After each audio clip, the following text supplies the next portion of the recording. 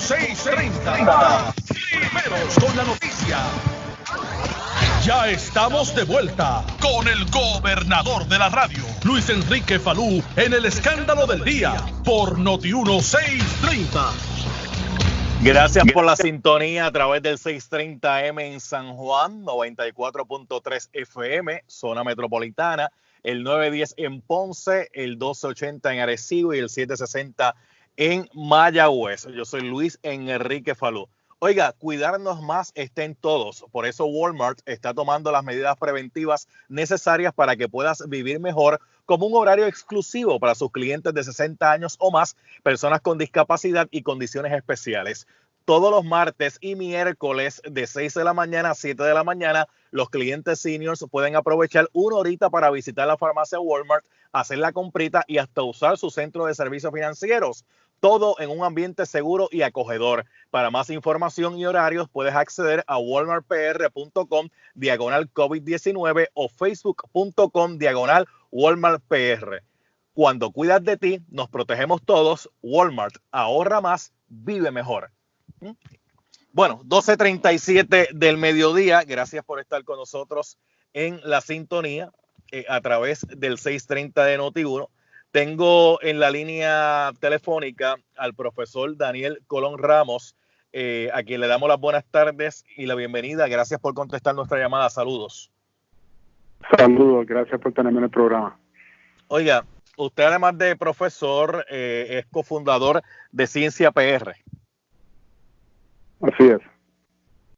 Me gustaría, para que el pueblo de Puerto Rico pueda estar claro, ¿por qué es tan necesario tener la data, la información referente a las pruebas que se han realizado, y no solamente a las pruebas que se han realizado, sino también el contact tracing?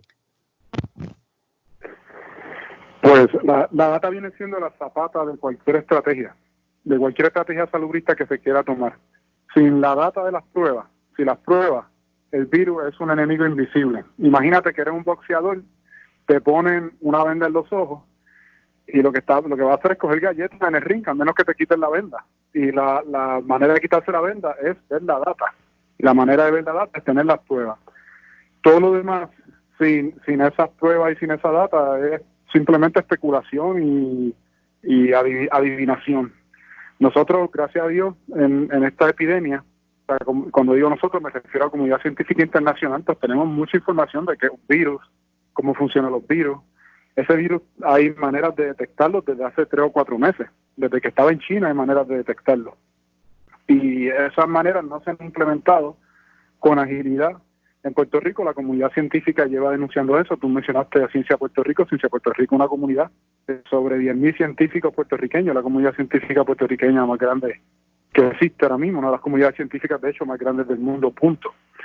Y muchas personas en esta comunidad llevan denunciando el hecho de que hace falta más datos para saber dónde está este virus. Es la única manera de poder tener la esperanza de reabrir el país con más agilidad, más rápidamente.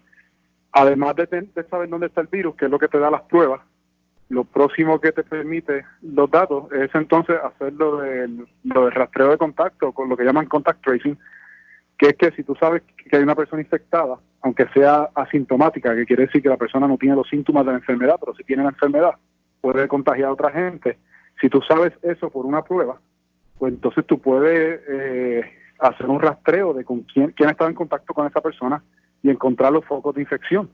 Y eso te permitiría entonces trazar estrategias. Tú dices, bueno, tengo un foco de infección en Mayagüez y en San Juan, pero no lo tengo en Ponce. Pues déjame poner Mayagüez y San Juan. Mayagüez, San Juan.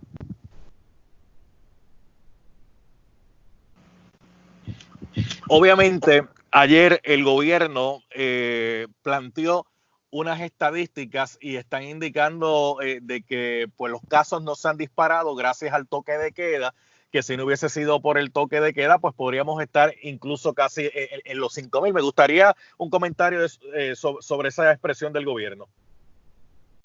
A mí me parece que el toque de queda fue la decisión aceptada cuando se tomó. Y fue la decisión aceptada en aquel momento, si te acuerdas, porque se hicieron las primeras pruebas. Si no se hacen las primeras pruebas, todavía estuviéramos hablando en Puerto Rico de vuelos directos de China y de cruceros que llegan o no llegan. Se hacen las primeras pruebas se tiene data y se puede tomar unas decisiones que me parecieron acertadas. Pero yo lo explico como los ingredientes de hacer un bizcocho. Tú para hacer un bizcocho necesitas harina, necesitas leche, necesitas azúcar. Tú no puedes hacer un bizcocho solamente con harina. Tú necesitas los otros ingredientes. El distanciamiento social es un ingrediente, y un ingrediente que el pueblo de Puerto Rico está ofreciendo con mucho sacrificio. Pero hace falta los otros ingredientes, y los otros ingredientes aquí son las pruebas y el rastreo de contacto. Ahora, hay que entender que la narrativa del gobierno, yo la encuentro un poquito demasiado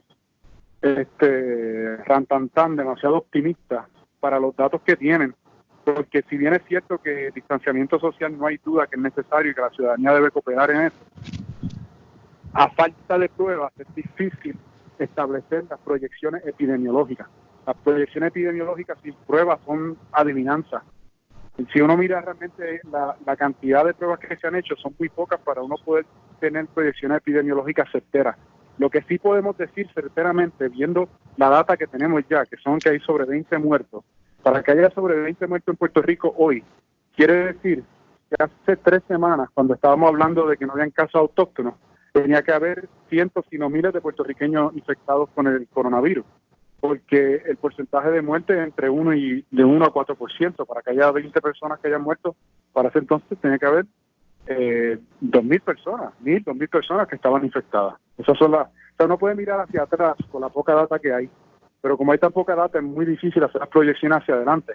Entonces yo digo que el tratar de uno adivinar pico a estas alturas, sin la cantidad de pruebas que necesitamos, no es tan diferente de uno decir que no va a llegar el virus mirando al horizonte y viendo vuelos llegando de China. Hacen falta más pruebas para entonces poder hacer las proyecciones epidemiológicas de manera responsable y ver cómo se puede ir abriendo el país poco a poco.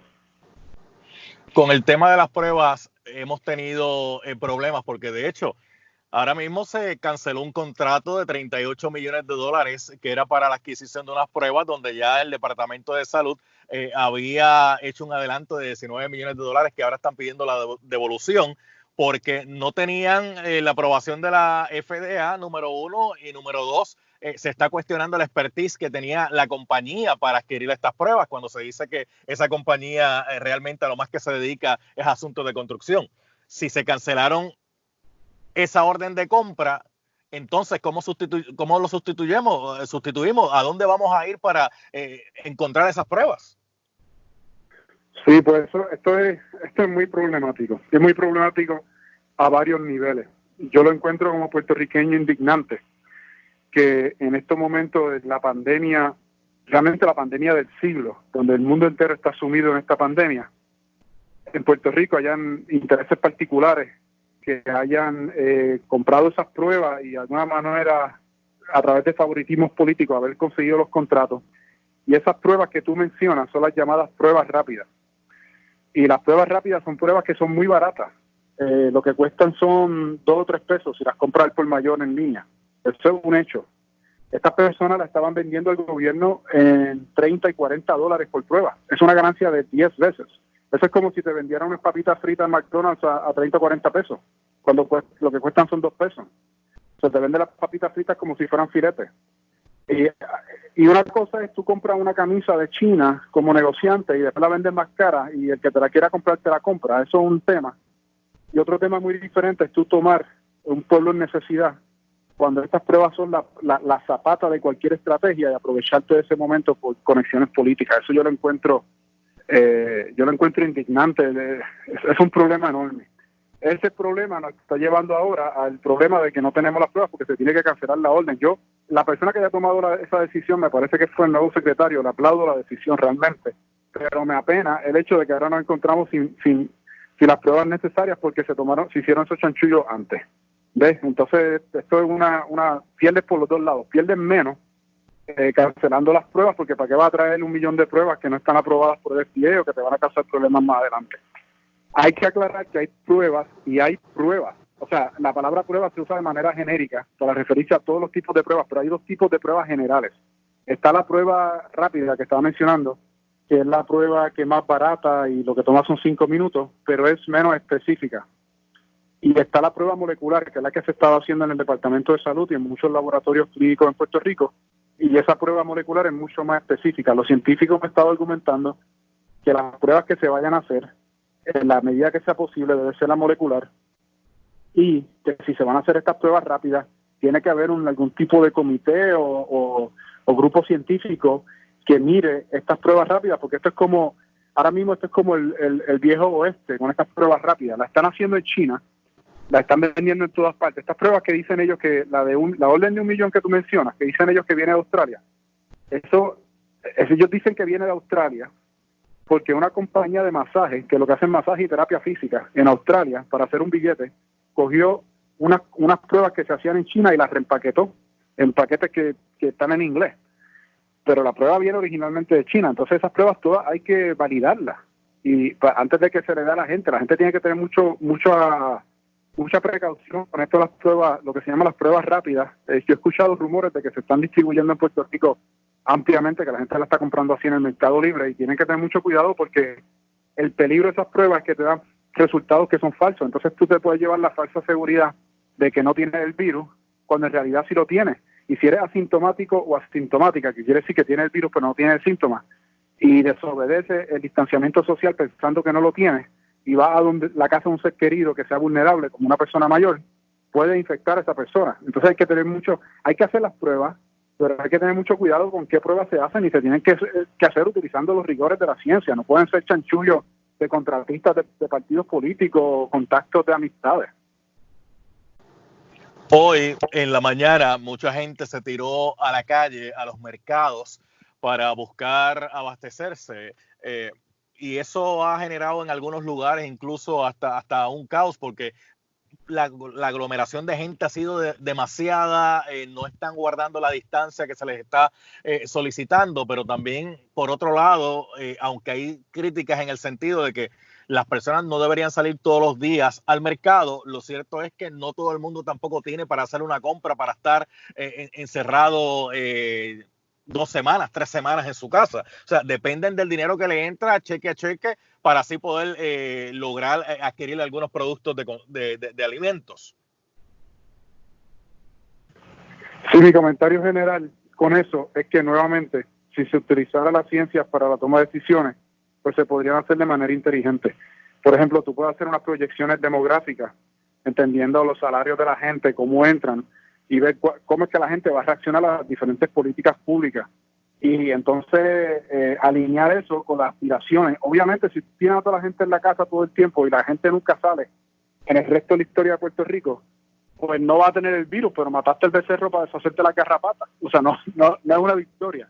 Aquí la victoria viene siendo cómo tú reabres al país poco a poco. Y yo insisto en que la manera de hacer eso es a través de los datos y la ciencia, como hemos venido insistiendo hace un mes cuando se decían que este virus no iba a llegar a Puerto Rico porque no había vuelos directos de China, que era un disparate. Lo dijimos entonces, lo volvemos a decir ahora.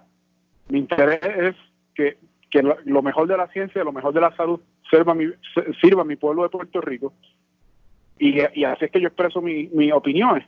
Mi opinión es que si utilizas las pruebas y los datos que te brindan las pruebas, vas a tener entonces las herramientas para poder establecer estrategias que tengan sentido, como lo que tú acabas de decir, ese tipo de estrategias, consonas con la aspiración de tener un país donde la gente sea libre y pueda salir también eventualmente, porque si no nos vamos a quedar así por séculos seculores. Entonces, ¿cómo se logra eso? Se logra eso a través de los datos, la ciencia, las pruebas. Porque con los datos es que se supone que el Estado tome las determinaciones de qué es lo que va a hacer. Aquí lo que estamos viendo es, con el toque de queda, es que lo pusimos primero 2 semanas, después lo pusimos 2 semanas más, y ahora estamos analizando esta semana a ver cómo va la cosa para decidir si lo extendemos o no lo extendemos. Pero cuando uno escucha al secretario de Salud decir que el pico va a ser para mayo, oye, ya nos están dando una proyección de si ese toque de queda se va a extender o no se va a extender. Y es una proyección que yo encuentro también un poco optimista y sin datos. O sea, tú coges un país como Singapur, donde lo fueron abriendo poco a poco. Tuvieron que cerrar unas partes ahora, porque volvió el virus. Es que cuando tú tienes una población, lo que hay que entender sobre este virus es que todos nosotros somos vulnerables. Entonces, si tú quieres abrir el país, tú tienes que entender dónde está el virus. Es como tener las ovejas con el lobo. Tú tienes que ver dónde está el lobo. Si no tienes el lobo, si no sabes dónde está el lobo, ¿qué haces? está la luz apagada y no sabes dónde está el lobo. Pues guardas todas las ovejas, pero eso no es una estrategia a largo plazo. La estrategia tiene que ser prender la luz y ver dónde está el lobo, no guardar todas las ovejas per se. Ahora, déjame explicarme.